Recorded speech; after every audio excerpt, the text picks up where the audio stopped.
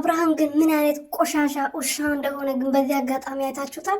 የፍቅር ነገር አልሳካም ስለው ወደ ሄርሜላ እንግዲህ ሄርሜላን ይፈልግሻል፣ አብረሽ መሆን እፈልጋለሁ፣ እነሱ ባሴሩት ሴራ፣ እነሱ ባደረጉት ነገር እኔና አንቺ መለያየት የለብንም በማለት እንግዲህ ሄርሜላ ጋር መመለስ ይፈልጋል። ሰላም ሰላም ቤተሰቦቼ እንዴት ናችሁልኝ? እኔ ያለው እግዚአብሔር ይመስገን። በያላችሁበት ሰላማችሁ በዘት ትርፍርፍ ይበልልኝ። ለዚህ ቤት ቻናል አዲስ ሆናችሁ ሰብስክራይብ፣ ሼር፣ ላይክ እያደረጋችሁ ቤተሰብ ሁኑ። እንግዲህ ሄርሜላ የመጨረሻ ውሳኔዋን ተናግሬያለሁ። ከዚህ በኋላ አትፈልግም። አንተ በፈለክበት ሰዓት እኔን ጥለኝ የምትሄድበት የፍቅር ሲከሽፍብህ የፍቅር እምቢ ስልክ ወደ እኔ መታ የኔን ህይወት ለማበላሸት እንደዚህ የምታደርግበት ነገር የለም። አንተ አቋም የለህም። አታፈቅረኝም። ብትወደኝ ኖሮ ይህ ሁሉ ነገር ሲፈጠር አንድ ቀን እንኳን ተረጋግተህ እኔን ለማናገር አልሞከርክም። ፍቅር ስትደውልልህ ወይም ደግሞ ፍቅር ከአንተ ጋር መሆን እፈልጋለሁ ስትል ሁለታችንም አልፈልግም ብለህ ነበረ ጥለህን የሄድከው። ስለዚህ ይሄ ደግሞ የኔ አንተ ለኔ ምንም አይደለም።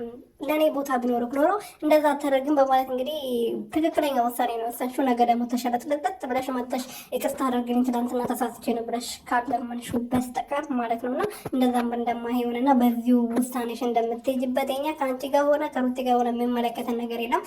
ሩቲም ያው እውነት የሚወዳት ከሆነ ነው እንጂ እንደዚህ እሷ ለምነው አብሯት እንዲሆን አንፈልግም። እንደዛም ሆኖ ግን አንቺ ክብርሽ እንድታስቀብጊ ሁላችሁም የሴት ልጅ ክብር መጠበቅ አለበት በቃ።